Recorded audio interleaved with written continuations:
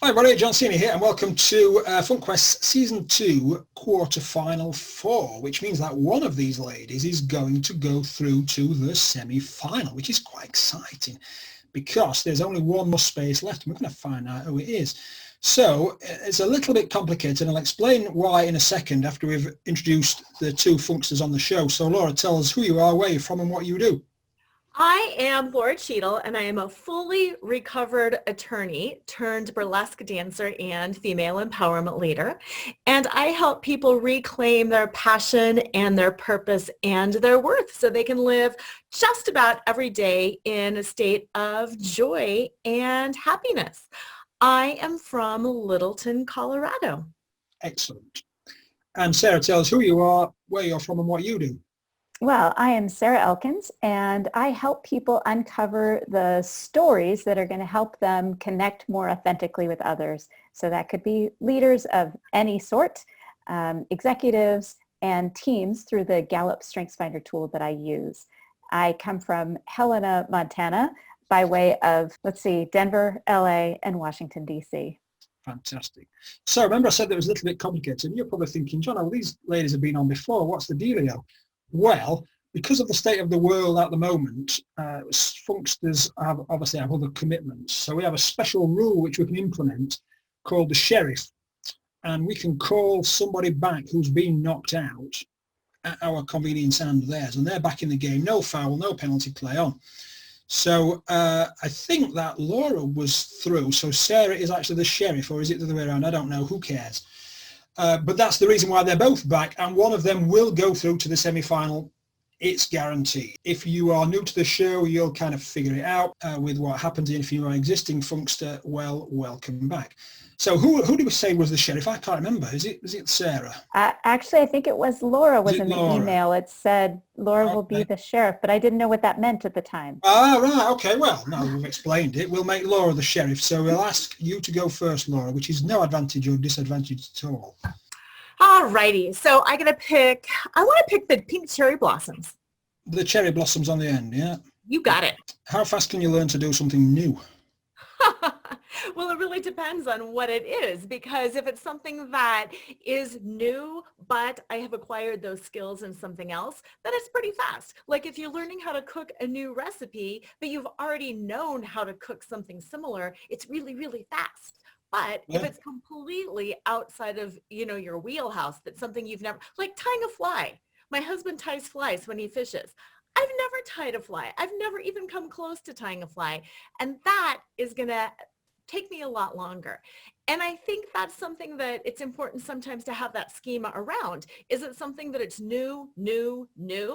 And then you need to give yourself kind of that grace and space to acquire the dexterity, the visual acuity, all of the different skills.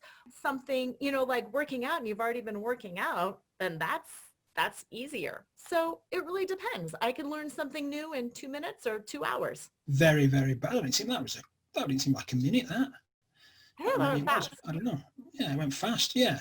Sarah, question 1. Oh, I think the dinosaur, because I'm in Montana. Tell us how often you use a map. Oh, gosh. Well, I actually just used one last weekend because I was trying to find a place to hike near Red Lodge, Montana. And my GPS doesn't work in that part. My phone, I didn't have a signal. So I actually had the Montana, the big book with the topographic maps, and I found my hike. Yes, it was actually a real map because there was no signal and I needed to make sure I knew where I was because I was hiking solo and up on a mountain that is Grisly Bear territory. So I wanted to make sure I was taking the trail that I wanted to take and that I didn't end up in the wrong place. Do they bother you? What is the relationship with grizzly bears like? Oh, in general, they leave you alone. All bears generally will leave you alone. But if you end up in a territory where there are berries, which there were, I was actually picking wild raspberries as I was hiking. If you happen upon one, they will attack, but they don't seek out people to attack. So they're not aggressive unless you come between them and their babies or them and their berries. So. Oh, yeah. Laura, question 2. The fountains. Yeah, it says cityscape. Where do you want your ashes spread? Oh, what an interesting question. Wow. I mean, I guess that presupposes that I want to be cremated. Well, that's true. But I should just say that the questions get harder because we're further on the competition, right? Yeah, that's true.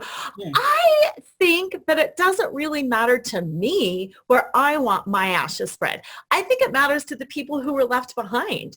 You know, I've got kids, and like Sarah, we like hiking. And if they want to spread my ashes on our favorite trail or something because it's a place that they would go back to and that they would have memories, I'm all for that. If they want to do some in the ocean, some in the mountains, if they want to keep some of them, because I'll be gone. A meaningful place for those who are left behind. Okay, You're speaking my language, Laura. I love that. Perfect answer. Sarah, question 2. The musician. The girl playing the guitar. Where would you build your secret hideout? I'd have to have more than one. We'll just start with that. Okay. I would build a secret hideout in my kitchen that nobody could find me, but I could cook if I wanted to. I just got through telling you before we hit record that I love spending time in my kitchen, and not just cooking, but it's just a comfortable room to spend time in. So my secret hideout would have to include a kitchen, but I would love a secret hideout up the Flathead Lake area in Montana. It's just one of the most spectacular strings of lakes that I've seen. And I've traveled around the world, and especially in the summertime when the cherries are in season. Flathead cherries are very famous, and there are huckleberries up in the mountains near there. So I think that's where I would go. There, somewhere up there. Yeah. I'll have to find a picture of that and put that in the show notes. Yeah. And Sarah, you can have my kitchen. Just take it. Oh. I'll cook for you, Laura. I'd be happy to do that. Yeah. Good story. Question 3, Laura. You got a breakfast, Ayers Rock, a piñata, or a Swiss Army knife? Oh, I'm all about the piñata. What would you ask an all-knowing crystal ball? Ooh, an all-knowing crystal ball. That's an amazing question because it really depends on what's going on in your life. And I think if I had, I don't know, is it just one question? Probably one question. I think I would do one of those kind of cheat questions where you're asking it, how can I always know if my truth is right? Like, what is that one thing in me that I can rely on? So going forward, I can quit being confused. I can stop spinning or getting into paralysis out of the fear of making the wrong decision.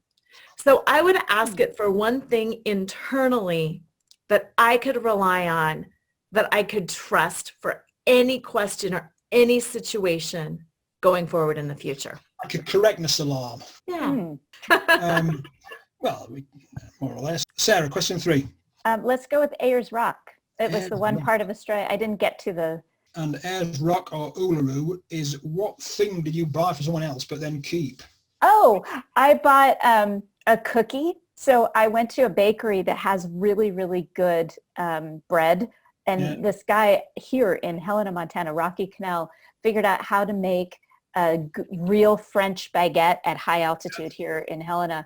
So I went over there to get baguette, and I saw this cookie that I thought my husband would really like, but then I ate it on my way home. Is he likely to listen to this? Have you ever told him?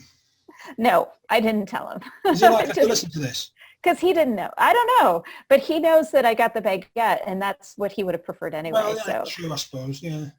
But I did buy it for him. But what he doesn't know about don't hurt him, right? Right, exactly. Laura, question 4. Let's see. Ooh, the butterfly. That's beautiful. That and pink are my 2 favorite colors. When was the last time you went swimming? The last time I went swimming, oh my gosh, this was amazing. It was just 2 weeks ago. We went out to Florida. We've got a little condo in Satellite Beach, and it's turtle hatching season. Oh. And that's a whole other story, but we got to see a huge green sea turtle lay her eggs. Just stayed up all night to watch that, which was amazing. But I swam in the ocean, and it was amazing. And it was one of those things where there were some pretty intense waves, but once you paddled through the waves, you would get out to that place where it's just calm and flat for days. Yeah, and you could just bounce, and then you'd swim against the current, and it was magical. Was it warm water? I guess it was, wasn't it? Yes. So you don't need a wetsuit or anything like that? No. I mean, it's one of those things where the air and the water almost feel like they're the same temperature. So you're like, am I in the water or am I out of the water? It was pure magic. Yeah, dark. Nighttime, you're saying? Daytime. The daytime. I was swimming in the daytime. I think the ocean at night would be scary. But when we watch the turtle lay eggs, they lay eggs overnight. Wow, I'm envious. David Attenborough. Sarah, question 4. How about the city on the right? The city right. street. Always tells the same joke. Our former bass player in our band. You in a band? Our former bass player, Chuck Port, he lives in Missoula now, so he doesn't play with us anymore. But when we would get on stage and we'd be playing, he would tell the same jokes every time. Like one of them was, well, we had a request, but we're going to keep playing anyway. Total dad jokes. And he did it every time. And they were funny every time, which is kind of ironic. The thing is, I guess you got to make it sound spontaneous when you're going to do a show, right? And you're doing 10 shows or 20 shows. Question 5, Laura. Ooh, the porch, the house with the big porch. The big house porch. Wow, that's humongous. I love that.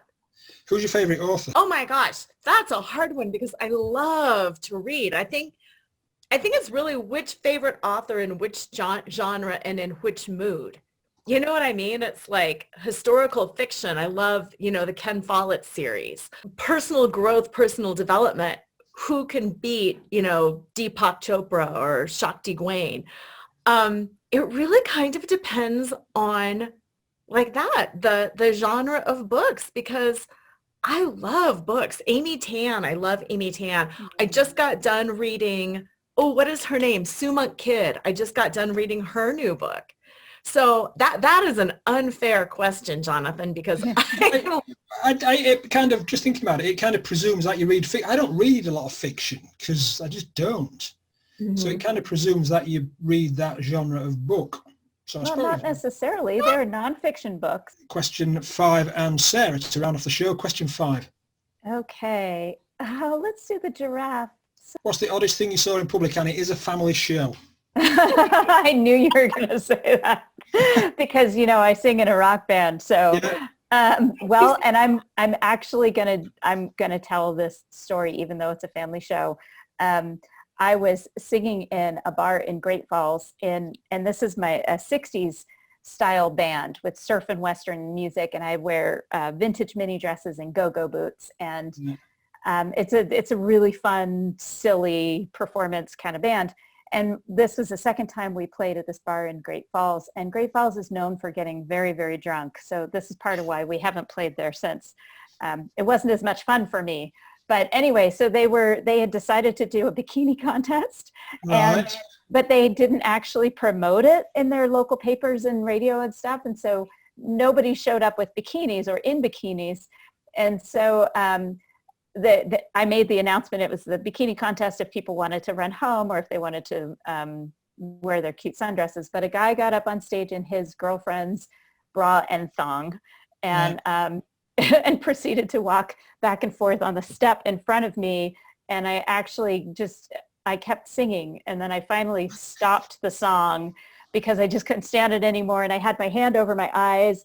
And I told the bar manager, I can't unsee this. Can you please get this guy off the stage?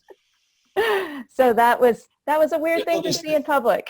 Yeah, there's a lot of drinking involved, I would guess. It was creepy. And there was more to the story, but because it's a family show. You're out of time anyway, so, right, so with that said, one of these ladies is going to go through to the semi-final. And who knows, you might both get there, but, I doubt. Again. I don't know. So who won? Well, if you're new listening to the show, we are looking for thoughts, ideas, suggestions, things we didn't know before 20 minutes ago that we do know now. And it could be that you're going to go read a book. It could be that you're going to go look up a website or a YouTube channel or something that's going to move your life or your business or your whatever forward. So with that said, all you need to do is go find on FunkyThinkers.com where this episode is, the blog post where it sits, and leave a comment with who you want to vote for. You want to vote for Laura, you want to vote for Sarah. Simple as. Not YouTube, not Spreaker, not any of the other places where it might be listened to. You've got to go to FunkyThinkers.com and leave a comment. Simple as that. Ladies, thank you so much for being on, and it was a good episode. That Laura, how can we find out more about you and contact you?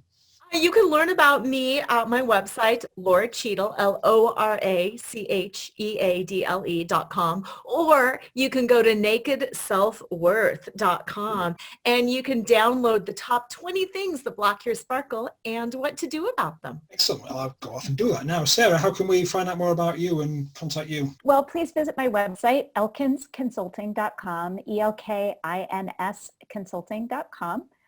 And you can look up my podcast, Your Stories Don't Define You, How You Tell Them Will, on Apple Podcasts, Spotify, YouTube, all the normal places. And my book is the same name, Your Stories Don't Define You, How You Tell Them Will, available on Amazon and bookshop.org if you want to support independent booksellers. We like independent booksellers. Yes, me too. Yeah. Ladies, thank you so much for being on the show, and we will see one of you in the semi-final. Thanks, Jonathan.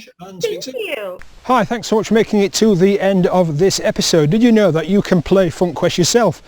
We call it FQY. You can get going now with a 10% discount coupon that's displayed above my shoulder. Thanks so much and take care.